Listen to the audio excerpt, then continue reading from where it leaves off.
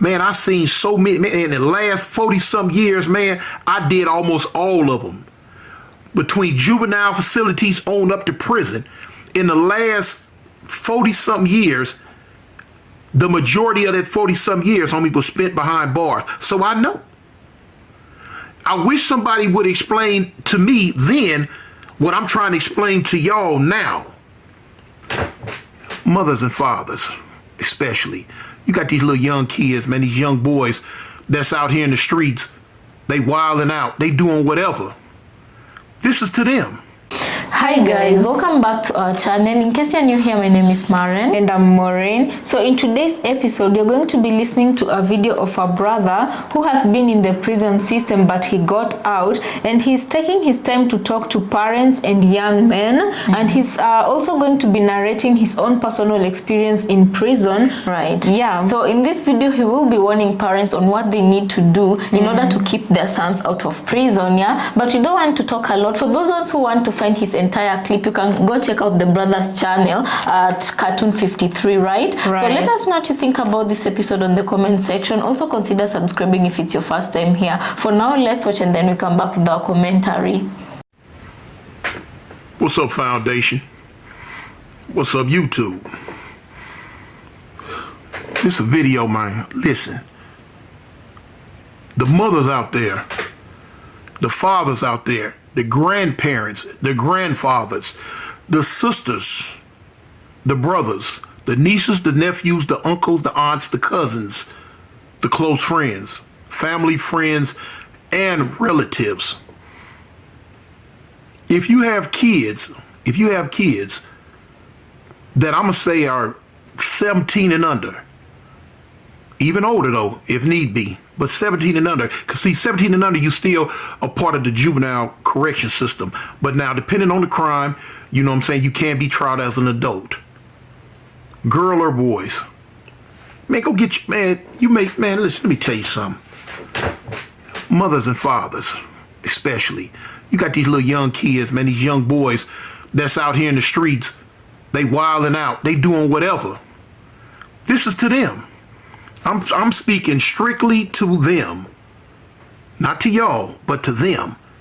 But you need to go get them and let them hear this. That's what you need to do. You need to go get them and let them hear this. I witnessed today my partner's son, 15 years old, get into some gunplay on the runway. He gone. He not dead. But he going to jail now. He going to jail. He going to do a whole lot of time now for what just took place. Man, listen, I make a lot of videos, y'all. Young dudes, your homies. You know, girls too, if you in that life. But homies, if you in this life, if you in this life where you packing these guns, handguns, chopper sticks, blickies, whatever y'all call them in this day and age. And you feel it make you cool. You feel it makes you a big man. You feel it makes you somebody that's not to be messed with. If y'all feeling that way, it's a false bravado, homie. It's false. It's not. It's wrong. Because the same way you feeling about it, the next youngsters out there that's in y'all age group or whatever, even older or younger, they got the same thing, homie, and they feeling the same way about it. You know, a lot of times y'all want to pull these guns and talk crazy, and you expect for somebody to get scared, bow down, run, or whatever. But you got people out there, homie, that ain't gonna run. You got people out there that ain't gonna bow down. You got youngsters out there that's not scared. So what does that do? It puts you in a position to where either you gonna shoot them now, or you just gonna keep woofing and put your gun up and look like a buster, or you gonna let them take it from you. It all turned out bad, homie. It all turns out bad. Because now a lot of times you put yourself in a position where now you gotta show out. You done did all this in front of the little girls. You done did all this in front of your homeboys. You done did all this. Now you got to show and prove, and you pull that trigger. Whether it's a fully loaded clip, or whether it's semi-automatic clip, or whether it's just a revolver, you pull the trigger. Now what? You a big man? You strong? You powerful? You tough? You did what you felt you had to do? Okay, now it's another part to that. Now the other part to that is when half the people that's standing around out there when you did it or know about what you did because you done ran your mouth about it, when they tell on you. When them cameras that's on everybody's doorway, that's up on the walls, that's up on the top of buildings, that's on street lights, when them cameras catch you. And a week later, now you in the detective's office. Now you in the county jail on your way to prison. Different state got different laws. But now you on your way to prison for a long time, homie. So you think in your mind, oh, it ain't nothing, I can do it. You say that now. Man, I seen so many, man, in the last 40-some years, man, I did almost all of them. Between juvenile facilities on up to prison, in the last 40-some years, the majority of that 40-some years, homie, was spent behind bars. So I know. I wish somebody would explain to me then what I'm trying to explain to y'all now. It won't register until 2-3 days later. I seen it a million times. Here it is. They killed somebody Monday. They shot somebody Monday. Now they in the county jail Wednesday. By that following Monday, they crying. Mama, come get me out. Daddy, come get me out. Or if they got a girlfriend, man, help me get my bail, because they don't want to be in there no more. They don't like it no more. You can't go to sleep when you want to go to sleep. You can't sleep for as long as you want to sleep. You can't eat when you want to eat. You got to get up. Now you got a bunch of dudes in there who don't care nothing about you. They don't care how tough you think you are, because you got to run them fades now, depending on what state you're in. You got people in there going to take your stuff. They don't care nothing about you. They don't care that your mama love you. They don't care that your grandmama love you. They don't care that your father, your sister, your brother, your cousin, your kids, or your girlfriend loves you. They don't give a dang about that, homie, because they don't love you. You're going to have to get in there and get savage. Man, you youngsters know y'all don't like fighting, but you're going to have to in there. They going to take stuff from you that you don't want took from you. They gonna take stuff from you that you don't want taken from you if you can't defend yourself. They gonna take your phone time from you. You don't get on the phone and call mama and cry to come get me. They gonna take your food from you.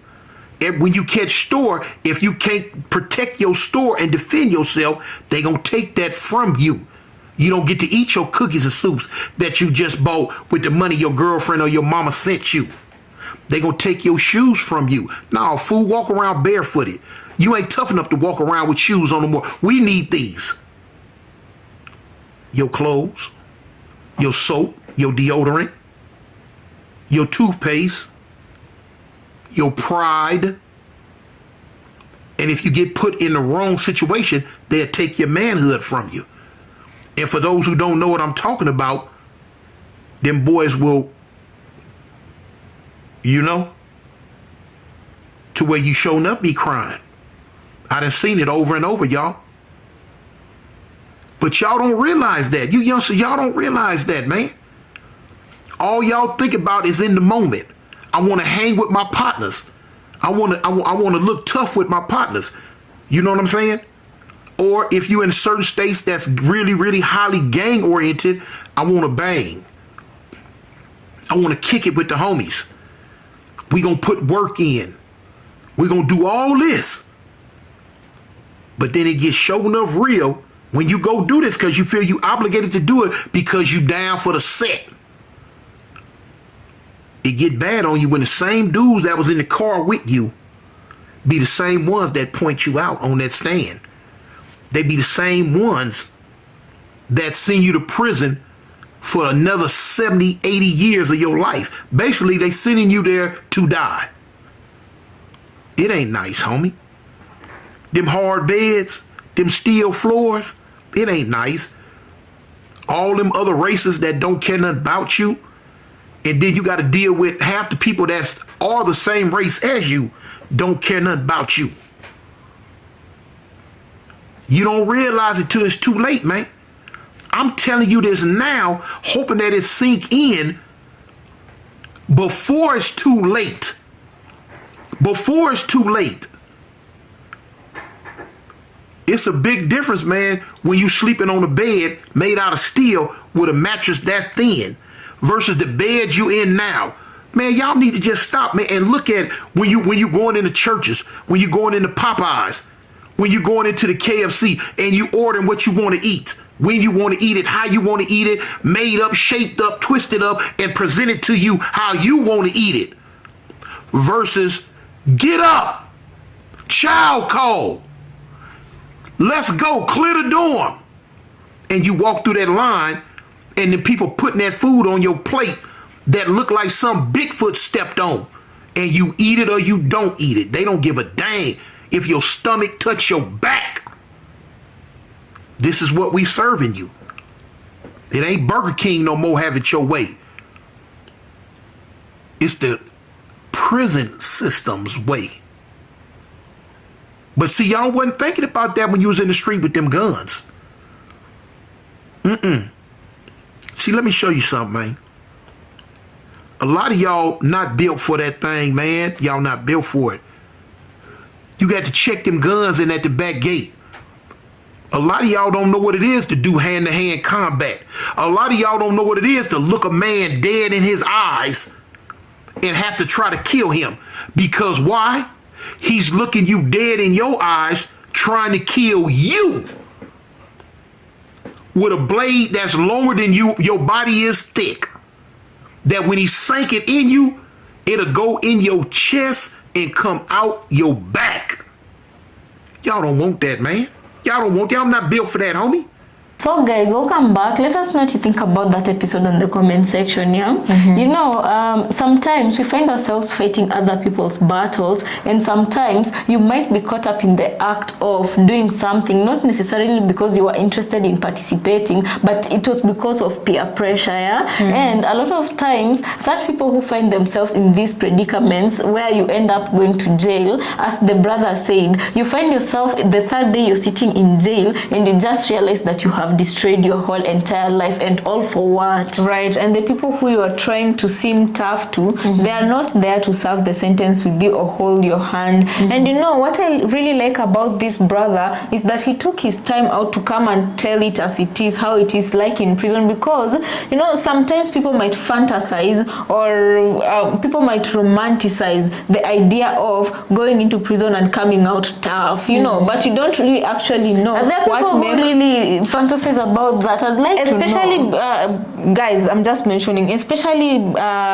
young men and women who've been in a gang and they go to prison. That is like a badge of honor for them. Some of them usually feel like that is a badge of honor, because when they come out, the gang will respect them more because they're tougher than how they went into prison. But what actually isn't told to such young adults is the actual process that makes people tough in prison. You can even lose your humanity while in prison, you know, because in prison people don't treat each other like humans. Like it's every day they work towards dehumanizing you. They're things breaking you the down. brother described, and they feel like, you know, normally, to be honest, any normal human being, you normally stop and think, because in every society there's a prison, and in every society that those people who unfortunately normally get caught up in short systems, end of the stick, right? They get caught up in systems to such a point where they end up in prison. But it begins with just one decision, you know. And also myself, I normally wonder, because even here in Kenya, guys, imagine if your prisons abroad look the way they do. Can you imagine your what prisons, by the way, prisons like abroad, like outside of Africa, those prisons are like 5-star prisons compared to what is here in Africa. And the brother described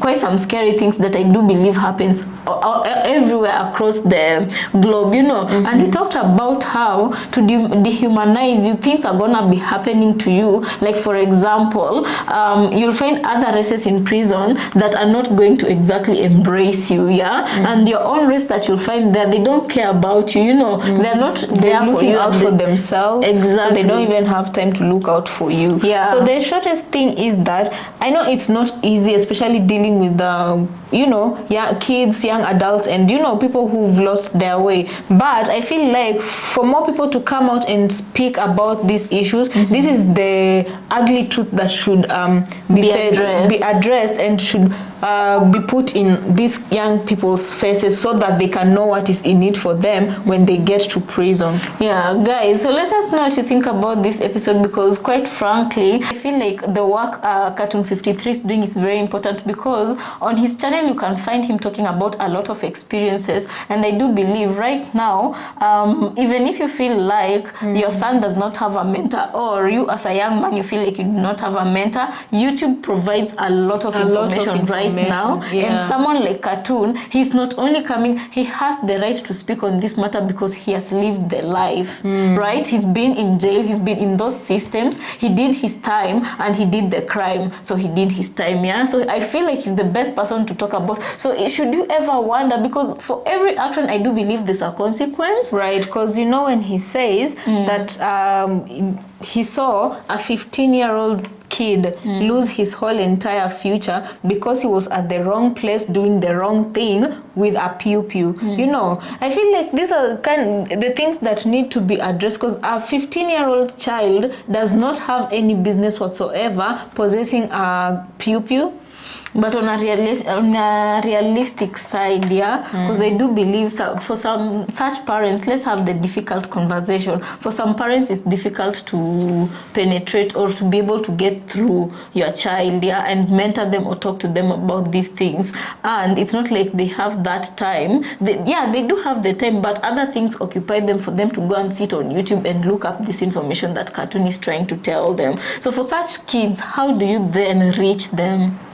I believe at the end of the day, like, everybody does know what the right thing and the wrong thing, and as such, one thing that parents, I do believe, always pass across or should always pass across is the idea of every action has a consequence. That's the only thing. Always remind them when they walk out that door, every action has a consequence, so that if you go, you even steal a sweet from a vendor, there's a consequence that it's going to follow your action. Even if it doesn't meet you today, it's gonna catch up to you on a later life. There's always a consequence to an action, I feel, and with that I think we'll leave it at that. And I think my last parting shot is no matter how much young adults feel like it's a badge of honor to go to prison, sometimes whatever you're romanticizing inside those prisons isn't the reality of what will meet you in those prisons. There's a lot of suffering in reality, right? And you don't want to lose your entire humanity by doing something that will land you in such trouble. So if you have ears, you can please listen to people like Cartoon who are telling you it's not worth doing that, right? Let's flip this a little bit. On the other end, you guys, why not, if you're a parent and you can play this video to your child, I feel like I'd only hope that there's some positivity. Them straight. Not scaring straight, but there's some positivity that is being passed across with this message. Personally, what I normally say is that how you can sit down and romanticize about something, how about you sit down and romanticize the mind. Romanticize about something positive, something wanting better. the best for your life. You don't have to be born in a rich background, but the power of the mind can make you become rich to unimaginable measures. Right. Sit down and think about, okay, you don't have the resources to become a doctor, but what if you sit down and learn a skill? That is, even a baby doesn't run immediately. Right. They take steps until they get to where they want to be eventually. Exactly. So romanticism is about having a good life. Dare to become that person. Something more than what you think you are. Exactly. Because you are all, what you think you are all that and then some. So I think we're gonna be leaving that at that, and I want to thank you so much for catching us on this episode, guys. Let's see you on our next. Please remember to subscribe if you're new to this channel, and we'll see you on our next episode.